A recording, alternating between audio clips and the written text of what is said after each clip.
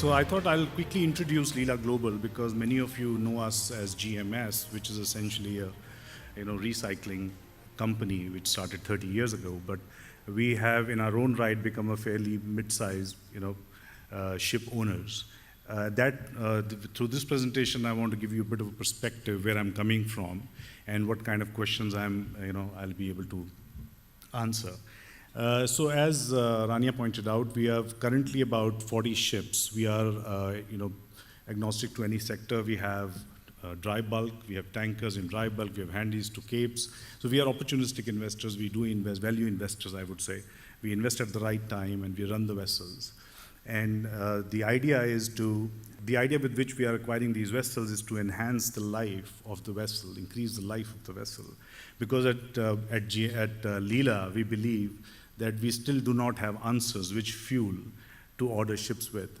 And therefore, it's important that we continue with what we have till the time we find a viable answer, and then order with the new fuel, so that because whatever you're making today may become obsolete in 10 years, and that's when the real problem is going to start.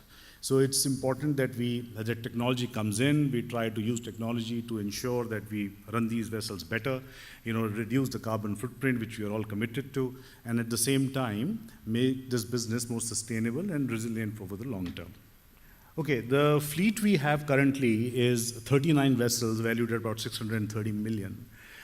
This graph actually shows how we grow. We are, like I said, value investors, so at times we do keep buying and selling. Last 12 months or so, we have sold a lot of tankers which we had. We started with 15 tankers, currently only 5, because it became a two-tier market and we wanted to get rid of, because we could not do certain markets, so we had to exit the business. So essentially, the reason I mentioned debt is not because the bankers here, I'm looking for debt, is essentially to tell you how to make this more sustainable. Of course, we have to link the CO2 emission angle to it and Poseidon principal angle to it. But as of now, we have kept a low LTV for a reason, and I'll explain it to you during the course of this conversation. The reason, of course, we are getting into this also is, apart from sustainability, increasing life of the vessels, because it's highly profitable as well. Because for the small amount of investment, you can actually make returns which are slightly higher, and that's good news for our shareholders and equity we want to raise at some point in time. So it's basically a good financially sustainable model as well. I can keep taking you through the slide and tell you how beautiful I am, but it's important for me to give you a perspective saying where I'm coming from. So high returns is in red. So please invest with us if we ever come out with an IPO.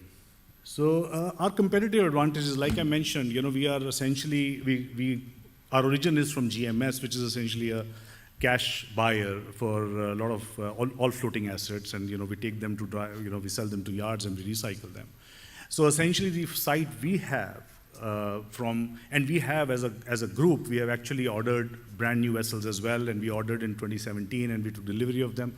So it's so from cradle to grave, we have seen everything. So the site, the vision we have, or the information we have, the knowledge we have of the entire industry, puts us in a very envious position when it comes to taking decisions on when to buy, what to buy, when to sell, when to not buy, and when not to sell. So and of course gives us perspective on recycling, where we are coming from. So we can work backwards from recycling, and we can actually move forward from new order, building order as well. These are some of the advantages which we find. We have, as GMS, done more than 5,000 vessels over 30 years, so that gives us a very unique position in the industry and the leverage and all the relationships which we have over a period of time. So this is currently where we are. We have 12 capes, Panamax, like I mentioned, from MPP handy to capes on our vessel, on our tankers. We have LRs, LNG, chemical tankers. And we have 2 container vessels as well, which we've recently acquired. And, 1 passenger vessel, Cordelia, fairly famous for the wrong reasons, but nonetheless. So we run this in India currently. So it's doing quite well, actually. So this is what we are targeting. We'll be 50 vessels strong very soon, but next year, if the market, actually corrects itself, we do believe there's some correction expected in the market, especially on the dry bulk side. If that happens, then we may reach it quicker. We are waiting. We are, ready with all our resources to enter at the right time. So yes, we will be growing, and in the same segment. I may add here, the average age of our fleet is actually 14 years.